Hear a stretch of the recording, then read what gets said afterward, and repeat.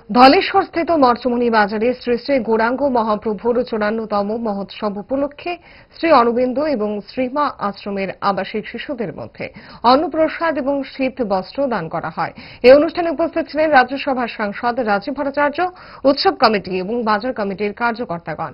সাংসদ রাজীব ভট্টাচার্য মর্চমণি বাজারের ব্যবসায়ী বৃন্দের এই ধরনের শুভ উদ্যোগকে ধন্যবাদ জানান।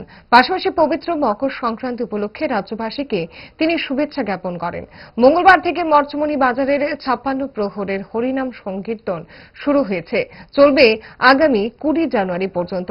এই হরিনাম সংকীর্তনকে ঘিরে এলাকাবাসী এবং ব্যবসায়ীদের মধ্যে ব্যাপক আনন্দ উচ্ছ্বাস পরিলক্ষিত হয়। এই মকর সংক্রান্তির পূর্ণ লগ্নে আমি সকলকে আপনাদের মাধ্যমে সমস্ত রাজ্যবাসীকে অভিনন্দন এবং শুভেচ্ছা জানাচ্ছি।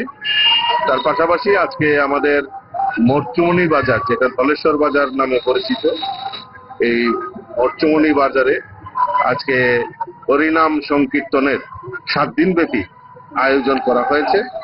এই হরিনাম সংকীর্তনকে পাথেয় করে মর্চমণি বাজার ব্যবসায়ী সমিতি আরো একটা বিশেষ উদ্যোগ গ্রহণ করেছে, যে যারা দুস্থ বাচ্চারা রয়েছেন, অনাথ বাচ্চারা রয়েছেন, তাদের মধ্যে বস্ত্র বিতরণ করা, এবং এই কাজে তারা ব্রতী হয়েছেন।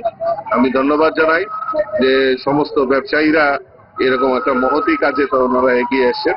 তো আমি এবং এই দুস্থদের মধ্যে তারা শুধু আজকে বাচ্চাদের মধ্যে, অনাথ বাচ্চাদের মধ্যে বস্ত্র বিতরণ নয়, বিভিন্ন সময়ে সামাজিক কর্মসূচিতে তারা অংশগ্রহণ করেন।